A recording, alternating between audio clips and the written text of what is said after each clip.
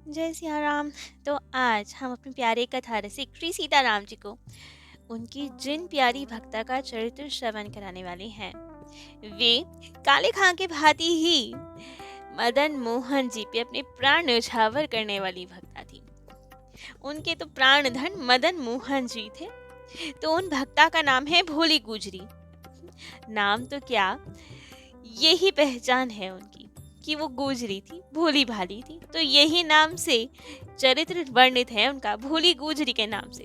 उनका नाम क्या था ये तो ग्रंथ में नहीं लिखा, लेकिन थी तो करौली के बुगड़ार ग्राम की भोली भाली सी एक गुजरी, अकेली रहती थी। मदन मोहन जी की अनन्य भक्ता थी और मदन मोहन जी भी उनसे बहुत प्रेम करते थे, बहुत प्रसन्न रहते थे उनसे। कभी उन्हें स्वप्न में दर्शन दे जाए, कभी कुछ खाने पीने की डिमांड रखे उनसे कि मैया आज ये बना के लाना, कल ये बना के लाना। और गुजरी भी जैसे आदेश होता, जैसा स्वप्नादेश मिलता वो बना के ले जाती, ठाकुर जी को भोग लगाती। एक सेवा नित्य नियम से करती थी, वो थी दूध की सेवा। एक ही गैया थी उनके पास, उसी को धो लेती थी और मदन मोहन जी के मंदिर में नित्य दूध पहुंचा के आया करती थी। ठाकुर जी के दर्शन करे, उन्हें खूब लाड़ लड़ाए और दूध देके आए। दूध करौली नगर के दूसरे लोगों को भी देती थी, लेकिन उनसे पैसे लेती थी। लेकिन मदन मोहन जी को अपनी ओर से दूध देके आती थी, उनसे पैसे नहीं लिया करती थी। परंतु स्वभाववश करौली जाते समय रास्ते में जो नदी पड़ती थी उसका जल दूध में मिला लेती थी, क्योंकि एक ही गैया थी। अब ठाकुर जी की भी सेवा करनी थी, लेकिन दूध बेचना भी तो था, उसी से तो उसका घर चलना था। थोड़ा बहुत जितना धन चाहिए था उसी से मिलता था। तो इसीलिए दूध की मात्रा कम होती थी, देने ज्यादा होते थे, तो इसलिए पानी मिला लिया करती थी। लेकिन ये स्वभाव था, इसमें कोई लोभ लालच नहीं था। तो एक बार की बात, जब नदी में से दूध में पानी मिलाया तो गुजरी को दिखाई नहीं दिया, लेकिन संयोगवश छोटी सी मछली दूध में गिर गई पानी के साथ। अब उसे तो पता नहीं चला, वे तो जैसा रोज का नियम था वैसे ही गई। मदन मोहन जी के मंदिर गई, वहां दर्शन किया, खूब आनंद रहा और दूध देके आ गई। लेकिन ठाकुर जी की लीला ऐसी कि वो मछली वाला दूध ठाकुर जी के पास ही चला गया। वो मछली ठाकुर जी के ही दूध में पड़ गई। अब ठाकुर जी के दूध में मछली गिर गई तो गोसाई जी को पता चल गया कि ये तो बड़ा अपराध करती है। ठाकुर जी के लिए मछली वाला दूध ले आई, पानी मिलाया इसने, और वो भी बिना छाने कि मछली आ गई ठाकुर जी के दूध में। ये तो अशुद्ध हो गया दूध। जैसे ही देखा मछली, बहुत गुस्सा हुए, बुलाया गुजरी को और खूब फटकारा उन्हें। कहा आज से तुम्हारी सेवा बंद। ठाकुर जी के लिए अशुद्ध दूध लेकर आती हो, देखो इसमें मछली गिरी हुई, तुमने जल मिलाया और मछली समेत ठाकुर जी के पास आ गया वो दूध। तो बहुत डांटा और सब कुछ बंद कर दिया कि अब से ड्योढ़ी बंद, अब से तुम्हारी सेवा बंद, अब से हम ये दूध स्वीकार नहीं करेंगे, ठाकुर जी को भोग नहीं लगाएंगे। अब ये सब सुनकर तो गुजरी को बहुत दुख हुआ। दुख इसी बात का कि ठाकुर जी ने सेवा से वंचित कर दिया। उन्हें ये नहीं आभास हुआ कि गोसाई जी की गलती है या उन्होंने हमें डांटा। उन्हें तो यही लगा ठाकुर जी ने हमें फटकारा है, ठाकुर जी को ये दूध पसंद नहीं आया, इसीलिए ठाकुर जी ने हमें सेवा से वंचित कर दिया। बहुत दुखी हुई, घर आ गई, कहीं दूध नहीं बेचा, सब लेकर वापस घर आ गई, खूब रोई, क्षमा मांगी ठाकुर जी से और अन्न जल का त्याग कर दिया। दिन भर रोती रही, मनी मनी ठाकुर जी से प्रार्थना करे, कहे ठाकुर जी मुझसे बहुत अपराध हो गया, क्षमा करो मुझे। दूध में पानी तो लेकिन मैं रोज मिलाती हूँ ना, क्योंकि वही दूध मुझे लोगों को भी तो देना होता है। पानी नहीं मिलाऊंगी तो गुजारा कैसे होगा मेरा? एक ही तो गैया है मेरे पास, वो भी बहुत ज्यादा दूध नहीं देती, इसीलिए ही तो पानी मिलाकर बेचती हूँ ना, उसी से मेरा काम चलता है। तुमसे तो कभी नहीं छुपाया, तुम तो सब जानते हो कि मैं कैसा दूध लाती हूँ, पानी मिला के लाती हूँ। तुमने तो कभी आपत्ति की नहीं आज तक मेरे दूध बेचने पे और ऐसा दूध पीने पे। आज क्या हो गया? आज गलती से मछली क्या पड़ गई, तुम्हें दोष दिखने लगा दूध में? मेरा दोष इतना ही तो है केवल कि मैंने छान कर पानी नहीं मिलाया, इसलिए ही तो मछली आ गई। अब ठीक है, गलती सुधारूंगी मैं। अगली बार से छान कर पानी मिलाया करूंगी। लेकिन तुम मुझसे नाराज मत हो, मेरी सेवा मत छुड़वाओ। फिर कहा, अच्छा, यदि पानी मिलाने में दोष दिखता है, तुम्हें पानी वाला दूध पसंद नहीं आता तो ठीक है, पानी भी नहीं मिलाऊंगी, बिना पानी के ही दूध लेकर आया करूंगी। कोई बात नहीं, कमाई ही तो कम होगी, आधे पेट भोजन करके रह लूंगी, उससे संतुष्टि मिल जाएगी मुझे। लेकिन तुम्हारे बिना नहीं रह सकती, तुम्हारी सेवा के बिना नहीं रह सकती। मुझे अपनी सेवा से वंचित मत करो, इतना मुझसे सहन नहीं होगा, मेरे प्राण नहीं बचेंगे। और ऐसे कह के बहुत रोए। प्रभु, जैसी आज्ञा करोगे वैसा ही करूंगी।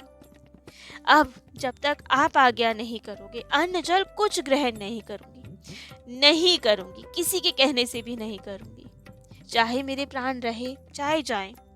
लेकिन अब जब तक आप नहीं कह देंगे, तब तक कुछ नहीं ग्रहण करूंगी। यही सब ठाकुर जी से कहते कहते, रोते रोते, प्रार्थना करते करते संध्या हो गई। भूखी प्यासी पड़ी रही, कुछ नहीं पाया, केवल रुदन चल रहा उसका। क्योंकि यार ठाकुर सेवा से वंचित हो गई, आज ठाकुर जी को दूध नहीं पिला पाई। बहुत दुखी हुई, रोते रोते संध्या हो गई, बहुत दुखी। तभी बहुत मधुर आवाज सुनाई दी उसे एक, मैया, ओ मैया। अब ये सुना तो देखा कौन आया है। तभी पलट कर देखा तो पीतांबर पहने सुंदर किशोर एक बहुत सांवरा सरोना बाबा जी खड़ा है। छोटी ही अवस्था का बाबा जी, बहुत ही प्यारा, बहुत ही सुंदर। बहुत आनंद आया दर्शन करते ही, मन मानो प्रसन्न हो गया हो।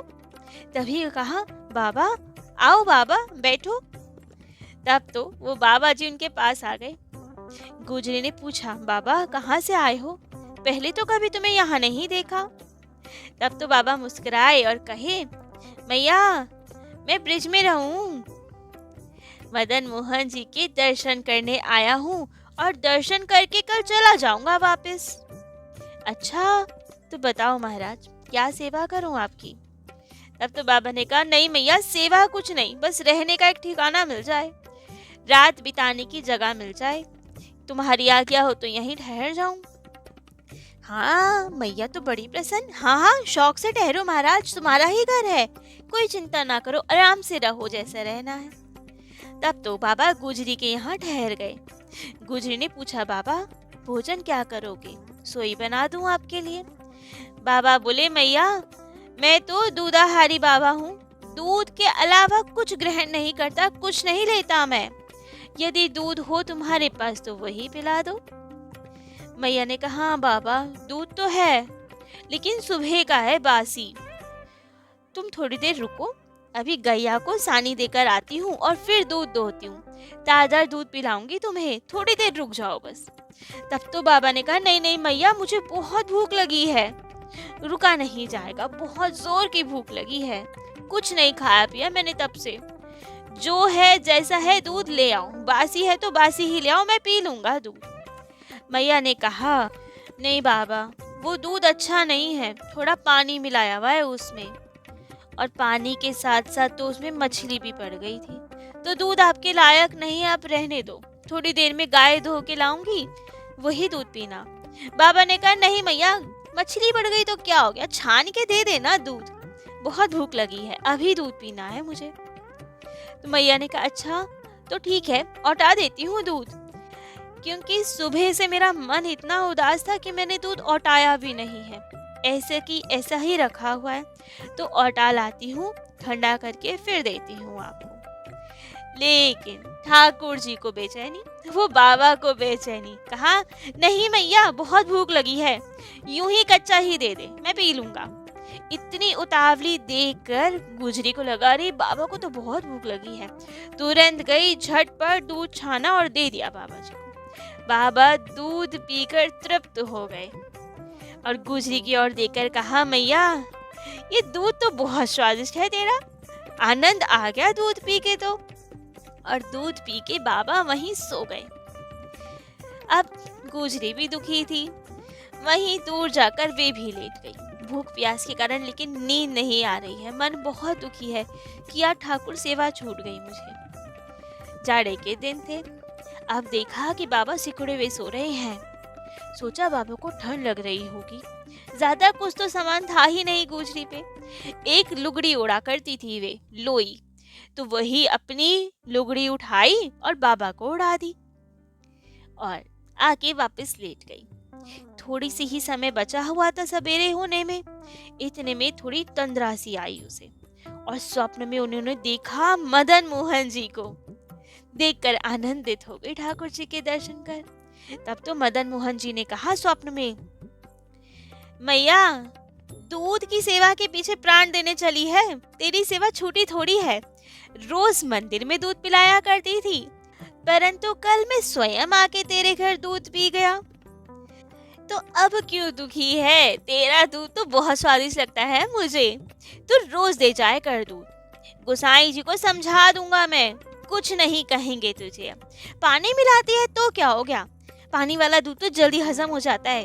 उठ अब, भोजन कर अब। और ये कह के ठाकुर जी ने जब आज्ञा दे दी उठ और भोजन कर, सब रहस्य बता दिया, तब तो उसकी तंद्रा गई।